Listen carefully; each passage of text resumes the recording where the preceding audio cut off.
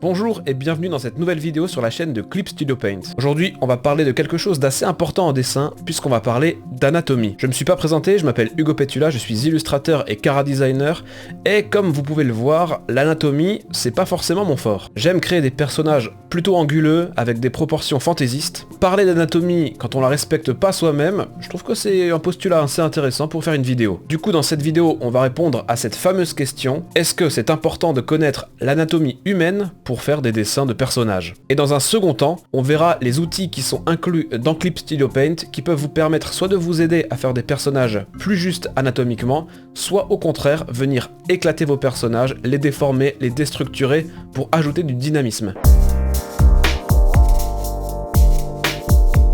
L'idée de cette vidéo, c'est vraiment venir dédramatiser l'anatomie. On a l'impression comme ça qu'il faut connaître l'anatomie sur le bout des doigts pour pouvoir dessiner des bons personnages. Mais en fait, pas vraiment. Il y a quelques règles qui sont importantes. Je vais vous montrer des petites erreurs qui sont assez fréquentes. Comme ça, vous éviterez de les faire, tout simplement. Et ensuite, je vous montrerai qu'on peut s'amuser avec quelques notions d'anatomie seulement. Et surtout, retenez bien une chose, c'est pas parce que vous connaissez pas forcément très bien l'anatomie humaine que ça doit être un frein à votre créativité. Au contraire, même, ne pas forcément bien tout connaître peut vous permettre d'être beaucoup plus créatif et venir faire des personnages complètement déformés avec des positions hyper dynamiques et des silhouettes assez atypiques. Ok, donc faut-il connaître l'anatomie pour faire des personnages? Vous l'avez compris, je vous spoil la réponse. Oui et non. Bon bah voilà, c'est bon, vous pouvez couper la vidéo et puis tout le monde s'en va, ciao ciao. C'est faux, on a beaucoup de choses à se dire. Bon alors, quand on parle d'anatomie, dans cette vidéo, on va essentiellement parler du corps humain. Le corps humain, si on veut dessiner de manière réaliste, il y a vraiment beaucoup de choses à prendre en compte.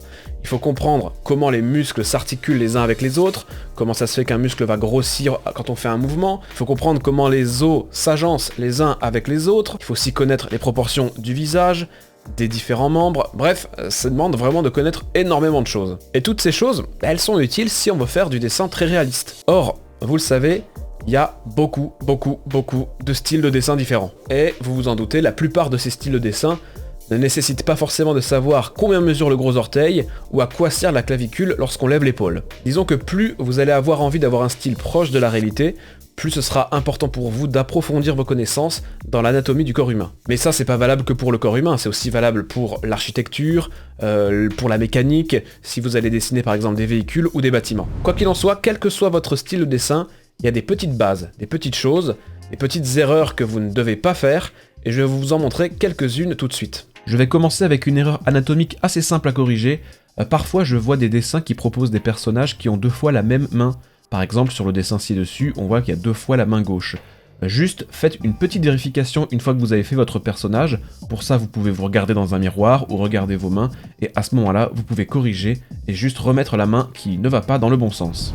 Une autre erreur anatomique qui est assez fréquente également, qui n'est pas forcément une erreur si vous décidez de partir sur des dessins un peu plus cartoon, mais si vous êtes dans quelque chose de réaliste ou de semi-réaliste, faites bien attention à la position de l'oreille, notamment quand vous dessinez des personnages de profil. L'erreur fréquente, c'est de dessiner l'oreille à l'arrière du crâne, comme sur le dessin à droite. Or, comme on le voit sur le modèle 3D juste à côté, l'oreille se situe plutôt au milieu arrière du visage. Donc à ce moment-là, vous avez juste à effacer l'oreille là où vous l'avez mise et la rapprocher légèrement de l'œil, et comme ça votre personnage sera un peu plus correct d'un point de vue anatomique. Toujours de profil, si votre objectif c'est de faire des personnages réalistes ou semi-réalistes, je vois de temps en temps une erreur qui est celle de dessiner des cheveux longs légèrement trop proches de l'oreille. Je m'explique. Sur le modèle 3D qui est juste à gauche, on voit que si je dessine des cheveux qui tombent à l'arrière du crâne, on voit que l'oreille va se situer à peu près à la moitié du dessin, à savoir entre les cheveux dessinés tout à gauche et l'œil du personnage. Autre pro-tip très important que vous pouvez faire, et même que vous devez faire, regardez, je vous donne même des ordres, dis donc, c'est de venir faire des flips de votre dessin. C'est-à-dire que vous allez inverser le sens de votre dessin, histoire de le retourner un petit peu dans l'espace, pour pouvoir voir tout de suite si vous avez des erreurs. L'idée en faisant ça, c'est de venir rafraîchir un petit peu notre œil par rapport au dessin qu'on est en train de faire, et d'avoir un regard plus frais et plus neuf sur le dessin, et ça permet de voir souvent des petites erreurs, notamment au niveau des yeux, au niveau de la forme de la bouche, ce genre de choses que vous pouvez à ce moment-là corriger, et n'hésitez pas à faire des flips très souvent. Pour flipper votre dessin, rien de plus simple, il suffit d'aller dans le menu édition, faire pivoter, retourner la toile, puis faire tourner sur l'axe de symétrie horizontale. N'hésitez pas de votre côté à modifier le raccourci si jamais vous avez envie de l'assigner à une autre touche.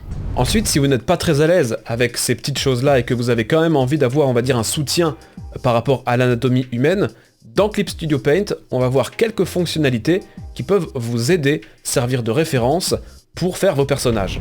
Comme référence, vous avez évidemment toute la banque de matériaux de modèles 3D qui peuvent vous servir de référence anatomique pour avoir toujours une référence cohérente à côté de vous. Pour ça, vous pouvez cliquer sur Fenêtre, et puis en bas dans Matériaux, vous avez toute la banque de matériaux, vous choisissez ce que vous voulez. J'ai fait une vidéo dédiée à ce sujet sur la chaîne de Clip Studio Paint, si vous voulez en savoir plus sur l'utilisation des modèles 3D. Pour l'exemple, on va importer une tête, et en cliquant sur la petite clé à molette en bas, je vais pouvoir modifier plein d'éléments du visage, modifier la hauteur des yeux, la rotation des yeux, la taille de la bouche, la taille du nez, pour avoir un modèle vraiment unique que j'ai envie de dessiner, dont j'ai envie de me servir pour référence. À vous de jouer un petit peu avec les options, en cliquant à chaque fois sur la partie du visage que vous voulez modifier, et en vous amusant en modifiant soit une partie du visage, soit le visage en entier. C'est à vous de créer votre propre personnage. Une fois que vous êtes content de votre personnage, vous pouvez partir sur un nouveau calque, et venir essayer de le dessiner en structurant votre dessin. Ça va vous apprendre énormément de choses sur l'anatomie, sur les ombres, les lumières, les volumes. Donc tout ça, ça a l'air de rien comme ça, mais c'est un petit exercice qui peut vous apprendre beaucoup de choses anatomiquement parlant. Là pour l'exemple, je fais un dessin à côté du modèle 3D, mais vraiment si vous débutez ou si vous avez envie d'avoir quelque chose de tout à fait cohérent, il n'est pas interdit de venir dessiner directement par-dessus le modèle 3D, quitte à supprimer ensuite le modèle pour ne faire apparaître que votre tracé. Il n'y a pas de mauvaise manière pour apprendre l'anatomie et pour progresser en dessin.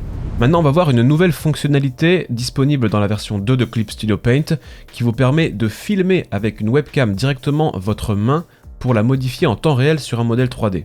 Alors pour faire ça, j'importe un modèle 3D, donc par exemple celui-ci que je positionne comme j'ai envie. On constate que c'est un modèle 3D qui propose deux mains avec les poings serrés. Ensuite, ce que je vais devoir faire, c'est cliquer sur la petite icône en bas et de venir cliquer sur le scanner à main juste en bas. À ce moment-là, je vais avoir une petite fenêtre contextuelle qui va s'ouvrir sur laquelle je vais devoir sélectionner ma propre caméra. Vous pouvez directement filmer votre main et ça va venir modifier en temps réel la position de la main de votre personnage. Quand vous avez une pose qui vous convient, vous pouvez simplement cliquer sur OK et à ce moment-là, la pose est figée dans l'espace et vous pouvez l'utiliser comme référence. Sur le menu en bas, vous pouvez choisir si vous modifiez uniquement la main droite, uniquement la main gauche ou les deux mains en même temps. Une fois que vous avez sélectionné la pose de votre main, rien ne vous empêche de continuer à modifier votre modèle 3D et à le repositionner comme bon vous semble. Bon, ces outils vous ont permis de faire des personnages très cohérents, très justes. Maintenant, moi, ma spécialité, c'est venir déformer au maximum les personnages, venir étirer les membres, leur donner des proportions complètement surréalistes, et dans Clip Studio Paint, il y a aussi des éléments qui peuvent vous permettre de vous aider à faire ce genre de choses. Pour vous montrer plusieurs fonctionnalités de Clip Studio Paint en même temps, je vais commencer par ajouter un modèle 3D d'une pose que je trouve assez dynamique, comme ce personnage-là, qui pourrait mettre un gros coup de poing vers le haut. J'utilise ce modèle pour venir faire le crayonné de mon dessin juste à côté. Une fois que mon dessin est fait, je vais utiliser des premiers outils de transformation. Alors la première, ça peut être bien sûr redimensionner le personnage avec CTRL-T, mais celle que j'utilise le plus, c'est la transformation de maille.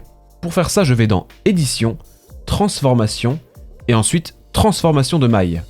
Moi je l'ai assigné à CTRL-W, parce que c'est un raccourci que j'utilise très fréquemment. Vous avez à ce moment-là une grille qui se superpose à votre dessin, que vous pouvez modifier dans les options, ici en bas à droite, en ajoutant plus de lignes sur l'axe horizontal ou vertical de votre grille. Plus vous allez avoir de lignes, plus vous allez pouvoir être précis dans votre modification. Je vais rester sur la grille par défaut et je vais venir commencer à étirer certains points. Je vais pouvoir commencer à étirer le bras pour ajouter de l'impact sur son bras, positionner la jambe plus en avant en modifiant certaines extrémités du maillage, et ainsi ça va rajouter un peu de dynamisme à ma pose. Et je peux même venir vraiment accentuer beaucoup les formes pour transformer le dessin et le rendre de plus en plus impactant. Anatomiquement, vous voyez, ça devient incorrect, mais vraiment, l'anatomie ne doit pas vous bloquer. Vous pouvez très bien venir déformer vos personnages, faire des personnages avec des grands bras, des grandes jambes, des grandes oreilles. Il n'y a aucun problème de ce côté-là, c'est votre style, c'est à vous de le définir, et vous seul savez dans quoi vous avez envie de vous épanouir en termes de dessin. On peut continuer à déformer notre dessin avec l'outil liquéfier. L'outil liquéfier se trouve dans votre palette d'outils. Une fois sélectionné, vous pouvez choisir la taille du pinceau et les effets qui correspondent. L'idée étant d'avoir un seul outil qui vous permet de faire plusieurs déformations, comme faire des effets de gonflement, de rétrécissement ou déplacer certaines parties de votre dessin. Ah bah j'ai un petit chat qui vient faire la conclusion avec moi. Bon bah, on a vu quelques erreurs à éviter, on a vu quelques outils qui peuvent vous permettre de progresser en anatomie directement dans Clip Studio Paint, et d'autres outils qui vont vous aider à faire la différence, à créer votre propre style. Avec tout ça, moi j'ai hâte de voir vos dessins, hein. Postez-les sur les réseaux sociaux en mentionnant Clip Studio Paint, et je serai ravi, avec la petite Thier, de venir voir ça. À la prochaine, ciao.